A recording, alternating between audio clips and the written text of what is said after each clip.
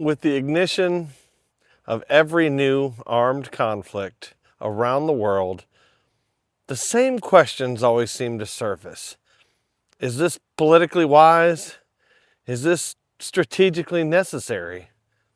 What about self-defense? What's an appropriate response to aggression? Should other nations get involved, and if so, to what degree? And maybe most importantly, what are the moral implications of war?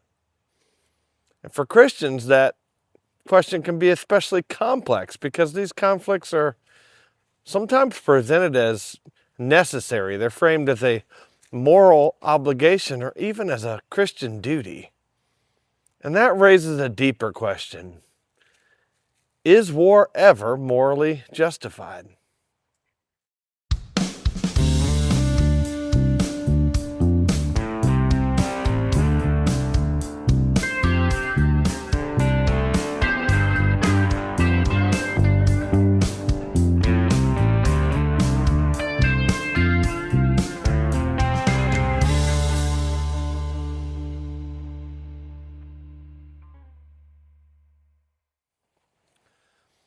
Before we get into the philosophy or the theology, we need to talk about reality. Because modern culture has done something strange to our perception of war. Between video games, movies, and media, violence can start to feel distant, stylized, even cool. But real war isn't cinematic. War always means death. It means destruction. And not just for soldiers, but for real people living real lives. Civilians are killed, families are torn apart, homes, infrastructure, entire communities are destroyed. And all of that often gets summarized with a phrase like collateral damage, which has a way of making something horrific sound manageable. Now, soldiers are trained to follow orders, to trust leadership, and act quickly when they're called upon. And that's not to say they don't wrestle with moral questions. I think many of them do. But the weight of war falls most heavily on the civilians caught in the middle. And regardless of the circumstances, war always results in catastrophic human suffering. Now, if you're a Christian, this isn't a simple issue. It never has been. There's a wide spectrum of belief. On one end, you've got things like the Crusades, where war was framed as a divine mission.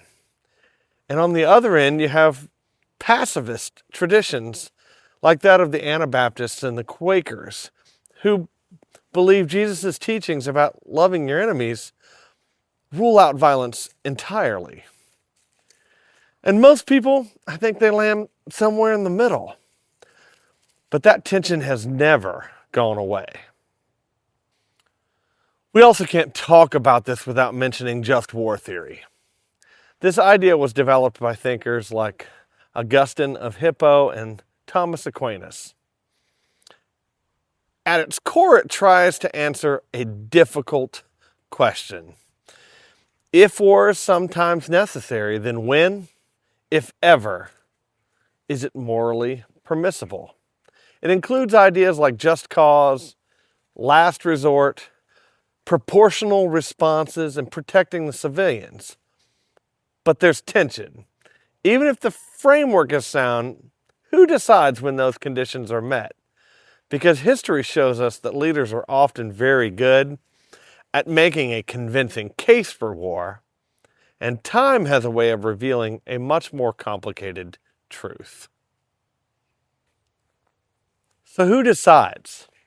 In the U.S., the United States Constitution gives that authority primarily to Congress, with some exceptions for the president in cases of imminent threat. On paper, that creates accountability. In practice, it's gotten a lot more complicated.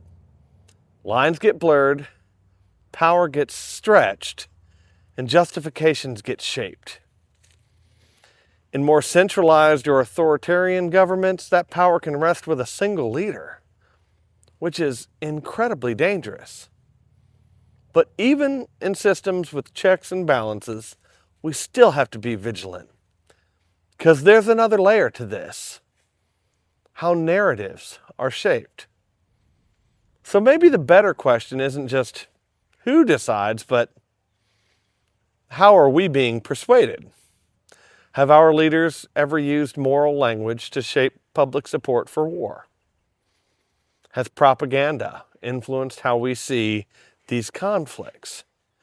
Has nationalism made it harder to question what we're being told?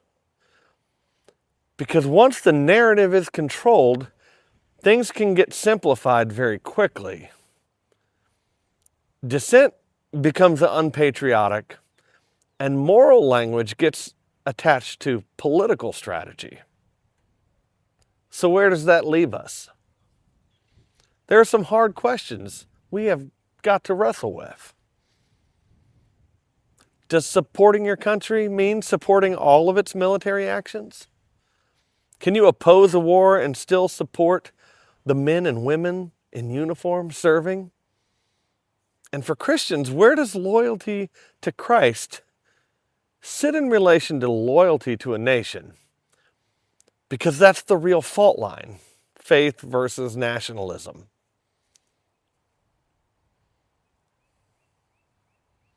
I don't have all the answers here. I'm still wrestling with this myself. But there are a few principles I try to hold on to. One, war should never be taken lightly. The human cost is always enormous, and violence should never be celebrated, even when it's justified, even when your side wins. War is still a tragedy. Two, war should always be a last resort. These situations are complex. There's almost always gray area. That's exactly why decisions like this should be made carefully and deliberately, and only after reasonable alternatives have been exhausted. And three, God is not on our side. There's a moment in the book of Joshua where he encounters the commander of the Lord's army, and he asks, "Are you for us or for our enemies?" And the answer is neither, because it's not God's responsibility to align with us. It's our responsibility to align with him. Or as Bob Dylan put it might be the devil or it might be the Lord, but you're going to have to serve somebody. As Americans, we have to wrestle with what it means to live in a country with immense military power. And as Christians, we have to wrestle with the tension between teachings like love your enemies and a world where war still exists. I don't have a clean answer, but I do think these questions are worth sitting with. I'd love to hear your thoughts in the comments.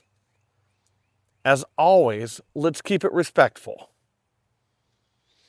And if this resonated with you, you're welcome to like and subscribe. And until next time, take care of yourselves and take care of each other. And this is The View from the Fault Line.